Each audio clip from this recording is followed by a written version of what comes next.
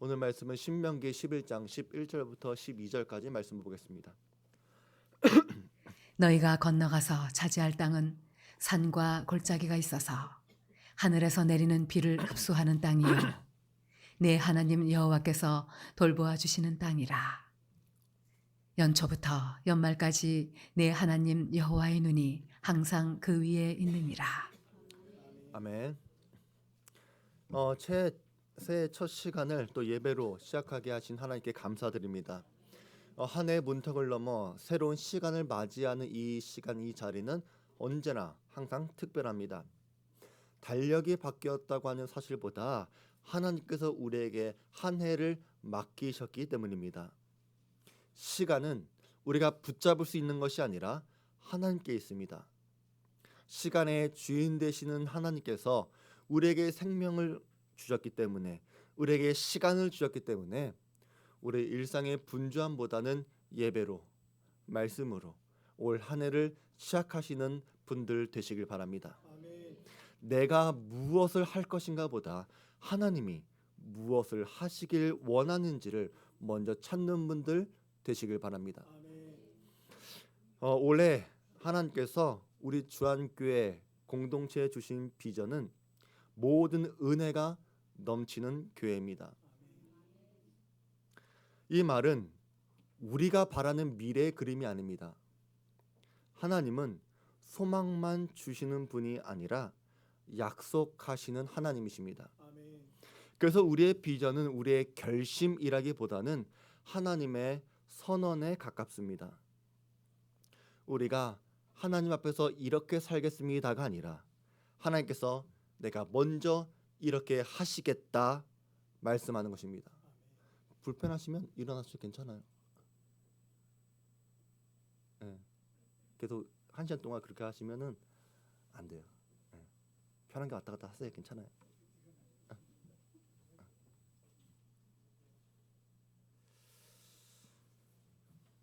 그러면 올해 우리에게 주시는 비전의 말씀이 어디로부터 온 것일까? 누구의 생각에서 나온 것일까? 성경은 분명히 말합니다. 하나님의 일은 언제나 사람의 준비 위에 있지 않습니다. 하나님의 말씀 위에 세워지는 것입니다. 오늘 우리가 나눈 말씀도 그렇습니다. 모든 것이 갖추어진 다음에 주신 말씀이 아니라 아직 부족하고 아직 불안하고 아직 은혜가 더 필요한 자리에서 주시는 말씀입니다. 그래서 오늘 말씀은 우리를 다그치는 말씀이 아니라 너에게 주어진 시간 속에서 무엇을 의지하며 살아갈 것인가, 믿음의 순종이 준비되었는지를 우리에게 물어보는 말씀일 것입니다. 우리가 의지하는 것이 하나님이 아니라면 그것은 반드시 우리를 무너뜨리게 만들 것입니다. 그러나 우리가 하나님을 의지한다면 하나님은 결코 우리를 부끄럽게 하지 않으실 것입니다. 그래서 오늘 우리가 무엇인가를 새롭게 다짐하기보다는 그 전에 이미 주어진 은혜 위에 서 있는 분들 되시길 바랍니다. 하나님이 무엇을 보고 계시는지, 그리고 나의 발걸음을 잠시 멈추고 하나님과 함께 나아가시길 바랍니다. 그러면 하나님의 말씀은 여러분을 하나님을 신뢰할 수 있도록 인도해 주실 것입니다. 오늘 우리가 읽은 신명기 11장에 있는 말씀은 안정된 시대에서 주어진 말씀이 아닙니다. 모든 것이 정리가 된 다음에, 결과를 확인한 다음에 하신 말씀이 아니라 광야의 끝자락에서 아직 가나안 땅에 들어가기 전에 이스라엘 백성에게 주신 말씀입니다. 이스라엘 백성들은 애굽에서 나왔습니다. 노예의 삶도 끝났고 홍해도 건넜습니다. 그렇다고 해서 이들이 약속의 땅에서 누리는 삶을 살아가고 있습니까? 아닙니다. 그들은 여전히 광야에 있었고 여전히 내일을 장담할 수 없었습니다. 먹을 것도 마실 물도 거할 집도 정해져 있지 않았습니다. 한마디로 구원은 받았지만 하나님 백성답게 살아가고 있지 못한 상태였다는 것입니다. 또 한 가지 문제는 그들 앞에 놓여진 그 땅은 결코 만만한 땅은 아니었다는 것입니다. 그 땅은 그냥 주어지는 땅이 아니라 싸워서 차지해야 하는 땅이었습니다. 성벽으로 둘러진 성읍들, 이미 자리 잡고 있는 원주민들, 그리고 무엇보다 전쟁 경험이 부족한 자신들, 그것이 그들의 마음을 짓눌렀을 것입니다. 우리가 과연 해낼 수 있을까? 지금 이 상태에서 싸움이나 할 수 있을까? 혹시 실패라도 하면 어쩌지? 이런 불안함, 두려움, 이런 마음을 갖고 있던 이스라엘 백성들에게 하나님은 전략을 주시는 것이 아니라 시선을 바꾸어 주십니다. 하나님께서 이렇게 말씀하십니다. 너희가 건너가서 차지할 땅은, 이 말씀은 이미 땅을 차지한 사람에게 주어진 말씀이 아니죠. 아직 요단강을 건너지도 않았고 첫 성도 무너지지 않았고 아직 두려움이 남아있는 사람들에게 주신 말씀입니다. 이것은 하나님께서 결과의 자리가 아니라 결단의 자리에서 말씀하는 분이라는 것을 성경이 말해주고 있는 것입니다. 우리가 주목해야 할 것은 이 구절입니다. 너희가 차지할 땅. 이 말은 가능성의 언어가 아닙니다. 확정된 미래를 선언하는 언어입니다. 하나님은 우리 사람들이 일하듯이 우리의 준비 상태를 점검하고 그 다음에 말씀하는 것이 아니라 우리가 도착하게 될 자리에서 그것을 기준해서 부르십니다. 우리는 아직 이쪽에 있지만 하나님은 이미 그쪽에 서서 우리를 부르시는 것입니다. 여기서 우리의 시선과 하나님의 시선이 분명히 갈리게 되는 지점입니다. 우리는 지금을 보면서 현재의 조건, 현재의 숫자, 형편, 두려움을 봅니다. 그래서 우리의 말에는 늘 아직이라고 하는 단어가 입에 붙어 있습니다. 아직 준비 안 됐습니다. 아직은 이릅니다. 아직은 경험도 부족합니다. 하지만 하나님은 우리의 언어를 임의의 언어로 바꾸시는 것입니다. 그래서 믿음은 없는 것을 억지로 상상하는 결단이 아니라 하나님께서 이미 보고 계시는 것을 따라서 우리의 시선도 옮겨가는 순종이 바로 믿음인 것입니다.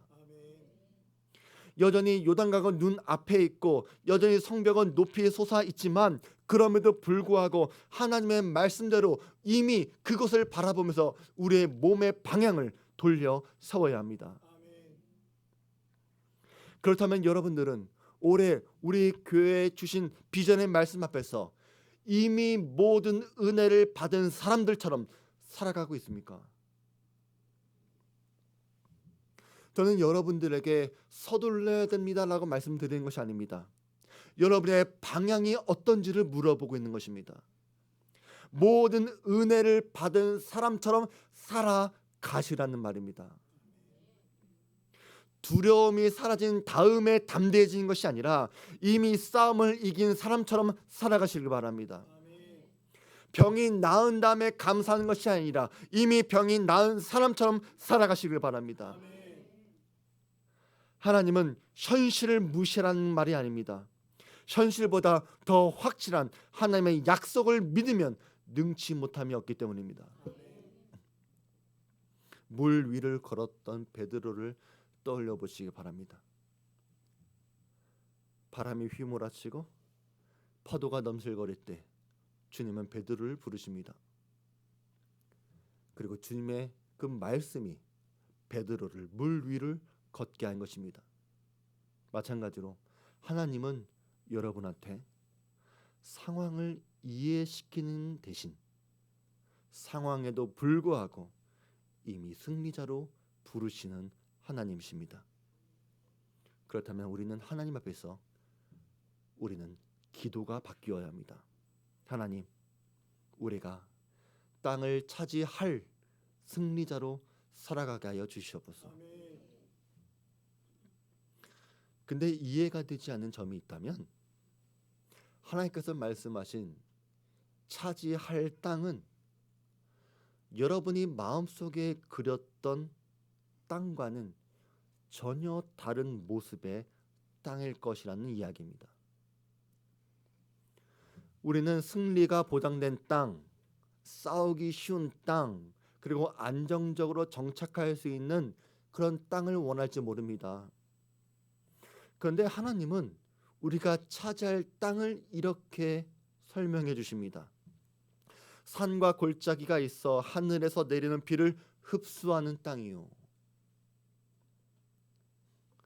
이 말은 축복의 광고가 아닙니다. 오히려 실망스러운 예고입니다. 하나님은 약속하신 땅에 대해서 이 땅이 얼마나 좋은지를 말해주는 것이 아니라 오히려 이 땅이 얼마나 척박하고 이 땅이 얼마나 불안정한 땅인지를 먼저 말씀해주고 있더라는 것입니다. 산과 골짜기가 있다? 이 말은 평평하지 않다는 말이죠. 고르게 관리할 수 있는 땅이 아니었고 사람이 물기를 내고 통제할 수 있는 땅이 아니라는 말입니다. 이 땅은 비가 오지 않으면 아무것도 자랄 수 없는 땅입니다. 다시 말해 이 땅은 사람의 능력으로는 유지할 수 없는 땅이었습니다. 반면에 애굽의 땅은 달랐습니다. 사람이 물을 끌어올릴 수 있었고 사람이 농사 지을 수 있었고 사람이 손으로 결과를 만들어낼 수 있었던 땅이 바로 애굽이었습니다. 그래서 애굽에서는 사람이 주인처럼 살 수 있었습니다. 그런데 하나님은 이스라엘 백성들은 그런 땅에 두지 않으셨습니다. 왜 그렇게 하셨을까? 왜 하나님 백성들을 더 안정적이고 더 예측 가능한 곳으로 왜 인도하지 않았을까? 하나님은 우리가 하늘을 보지 않아도 살 수 있는 땅이 아니라 하늘을 봐야지만 살 수 있는 그런 땅에서 살기를 원하시기 때문입니다. 하나님은 우리가 하나님으로부터 독립해서 살아가는 것이 아니라 하나님을 의지하며 살아가기를 원하십니다. 왜냐하면 우리가 그렇게 지음 받았기 때문입니다. 주님이 포도나무요 우리는 가지이며 주님이 우리 안에 우리가 주님 안에 거해야지만 많은 열매를 얻도록 하신 것이 창조의 원리입니다. 그래서 하나님은 종종 우리를 산이 있는 곳으로 골짜기가 깊은 곳으로 데려가십니다. 높아지기도 했고 낮아지기도 하고 기대했다가 기다려야 하는 자리로 데려가시기도 할 것입니다. 그런 자리에 들어가면 우리의 능력이 드러나지 않습니다. 오히려 우리의 한계만 드러나게 되죠.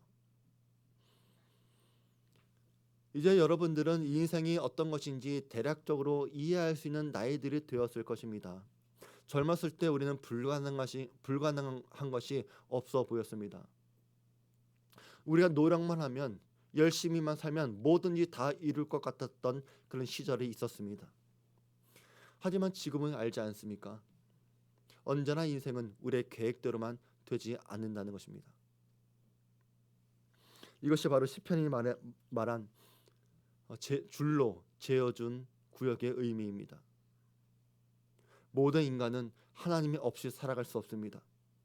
하나님께서 줄로 재어준 구역이 있다면 그 구역이 아름다워지기 위해서 그 땅에 주님이 계셔야 합니다.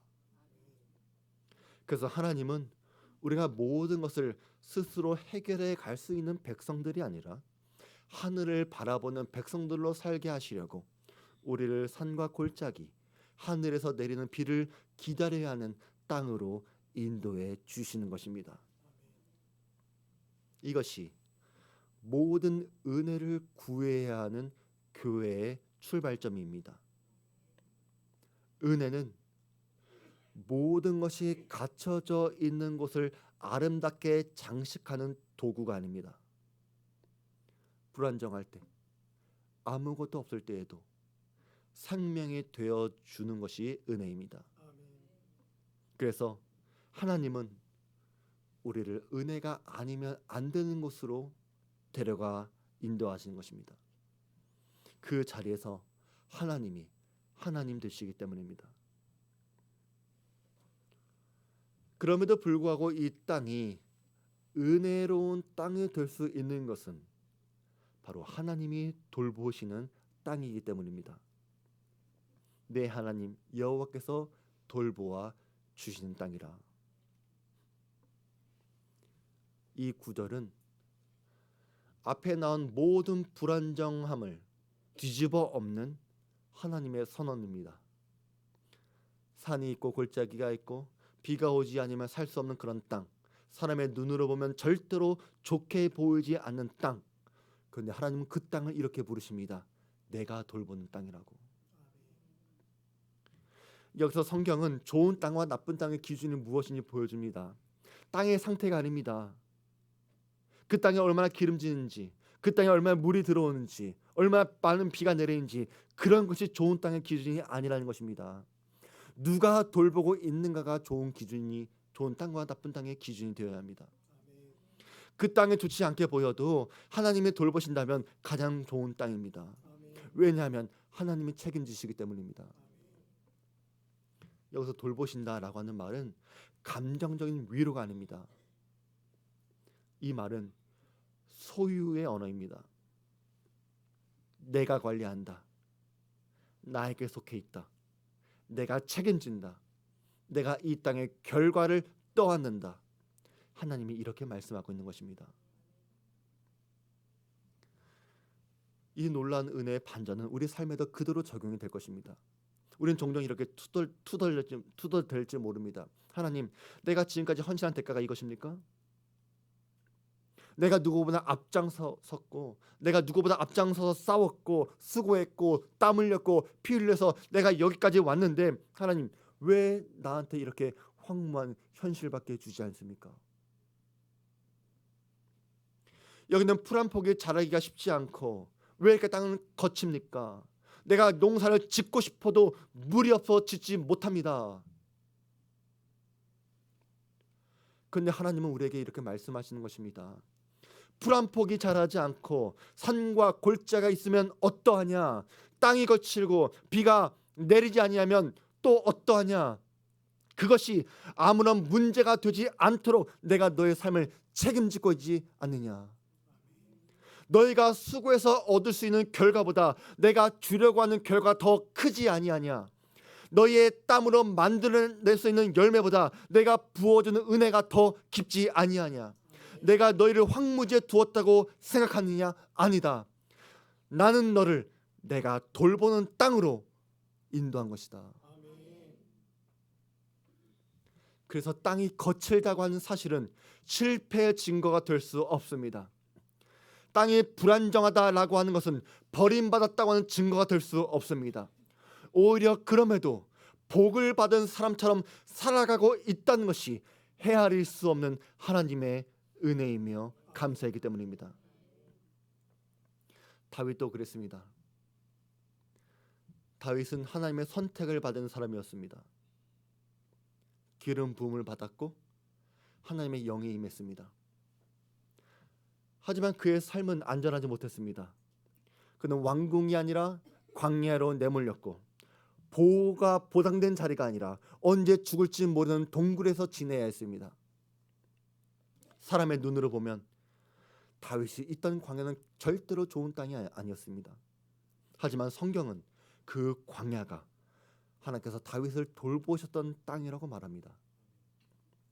다윗은 그 광야에서 실패자가 되지 않았고 그곳에서 하나님을 잃어버리지도 않았습니다. 오히려 그 자리에서 하나님을 가장 깊이 알게 되었습니다.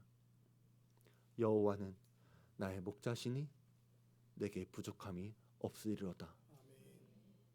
이 고백은 광야에서의 고백입니다. 다윗의 신앙은 땅의 상태가 그의 신앙을 성숙하게 만든 것이 아니라 하나님의 돌보심이 그 땅에서도 은혜의 자리로 바꾼 것입니다. 롯은 어떻습니까? 롯은 눈을 들어 여호와의 동산처럼 보여지는 땅을 골랐지만 거기는 하나님의 돌보심이 없는 땅이었습니다. 반대로 아브라함에게 남겨진 땅은 그가 선택한 결과는 아니었지만 하나님의 동행이 있었습니다. 야곱은 어떻습니까? 그는 돌보심이 보장되지 않은 광야에서 밤을 맞이해야 했고 돌을 베개 삼아 잠이 들었습니다. 그러나 하나님은 그곳을 하나님의 집이 되게 하셨습니다. 이제는 여러분의 차례입니다. 여러분이 있는 그 자리, 그 땅의 상태 때문에 여러분은 실망하고 있지는 않습니까?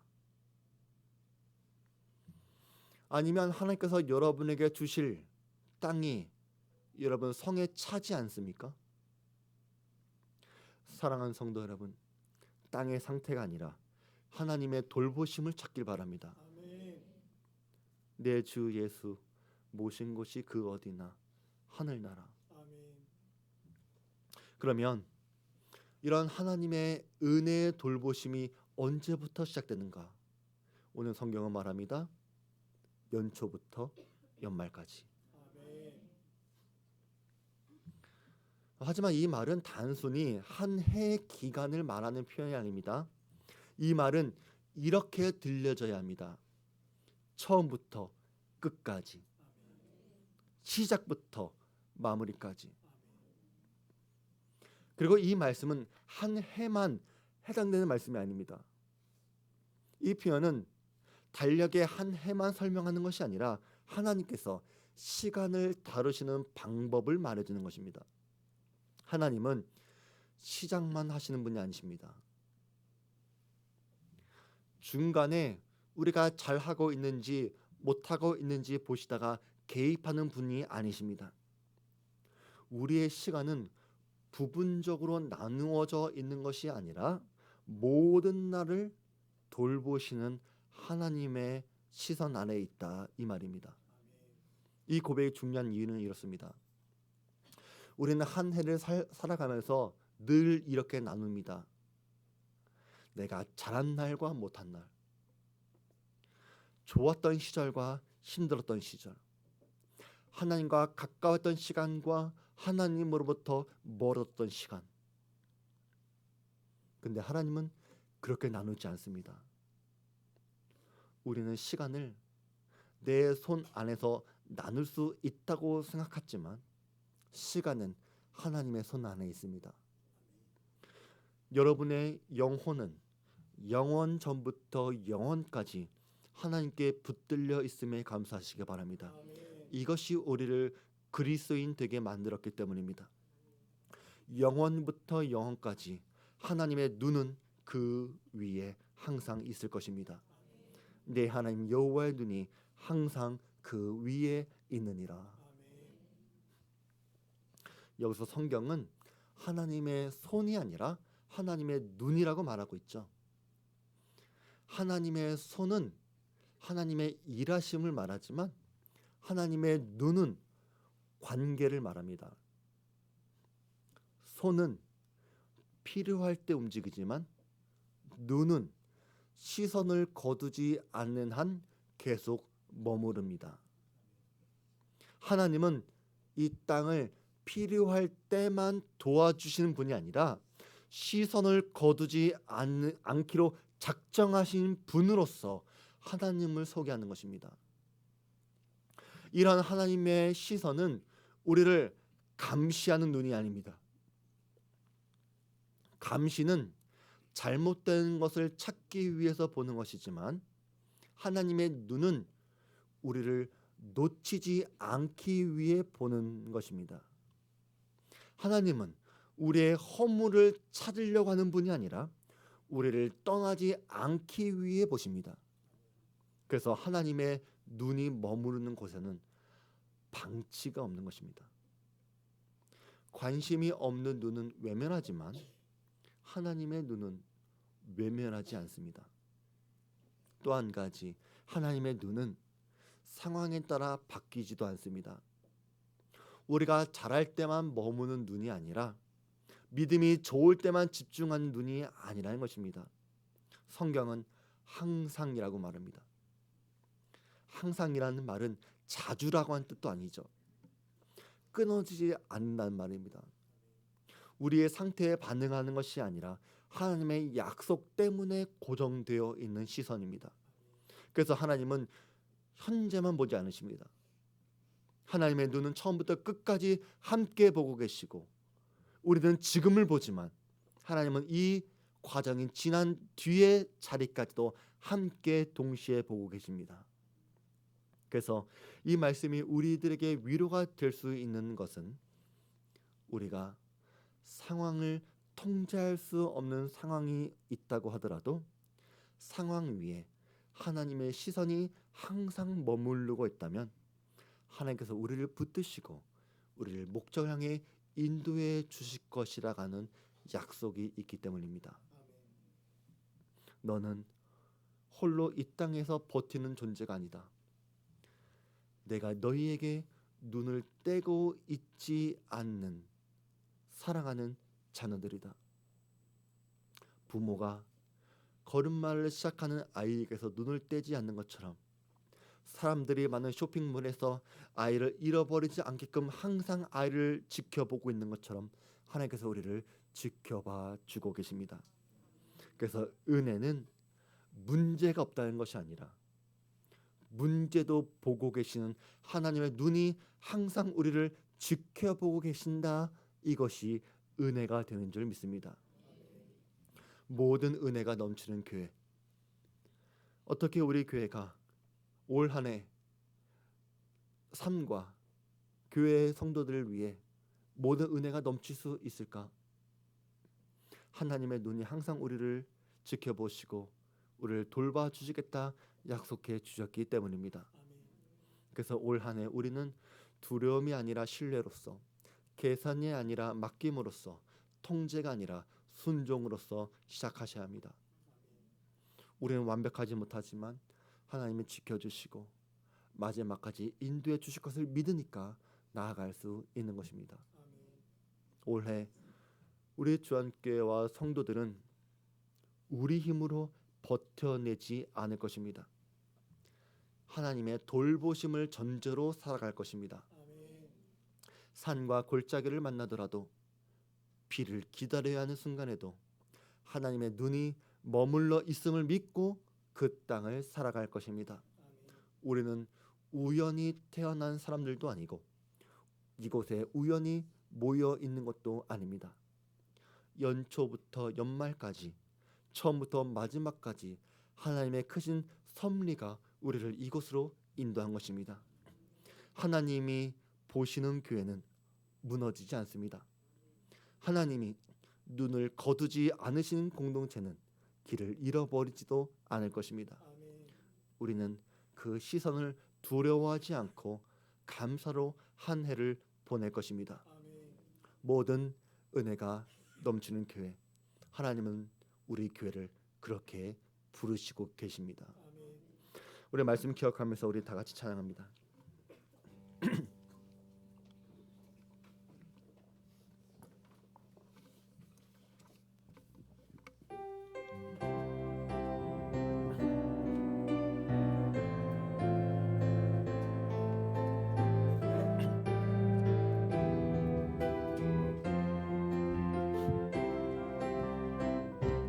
거리마다 기쁨으로 춤을 추게 하시고 주의 백성 기도할 때 이 땅 회복하소서. 산 위에서 계곡까지 우리 찬양 울리네.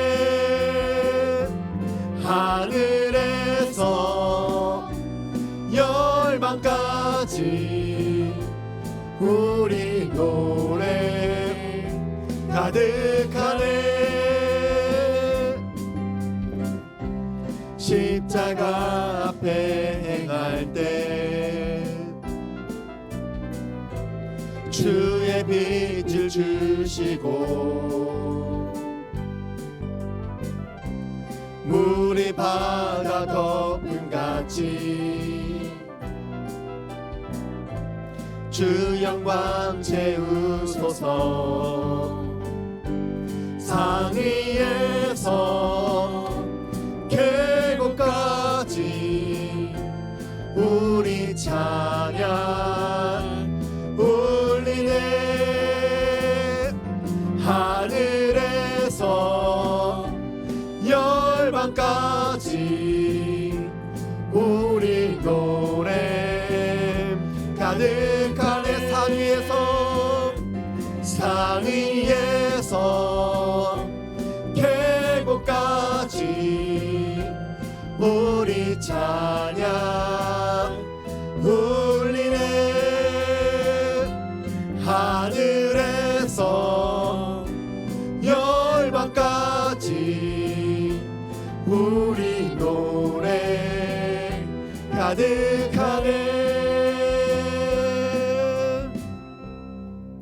하나님 아버지, 우리가 서 있는 땅의 모양보다 그 땅을 돌보시는 하나님의 시선을 우리의 소망으로 삼게 하여 주시옵소서.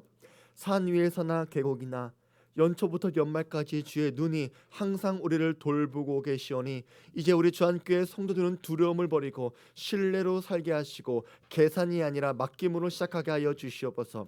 상황이 아니라 하나님의 약속을 믿고 따라가게 하시고 비를 기다려야 하는 자리에서도 하나님을 우러러 주목하는 우리 모든 성도 되게 하여 주시옵소서. 우리의 찬양이 교회에서 머무르지 않게 하시고 어디에 있든지 주의 영광이 드러나게 하여 주시옵소서. 우리의 주안교회를 주의 눈이 거두어지지 않은 교회로, 모든 은혜가 넘치는 교회로 우리를 이끌어 주시옵소서. 이제는 우리 구주 예수 그리스도의 은혜와 지극히 크신 하나님의 사랑하심과 성령 하나님의 감동 감화 내주 위로 교통하심의 은혜가 연초부터 연말까지 모든 은혜가 넘치는 교회 안에서 하나님의 돌보심을 누리는 우리 사랑하는 모든 주안교회 성도들 위에와 저들의 가정과 직장과 사업이 지금부터 영원히 함께 있을지어다. 아멘.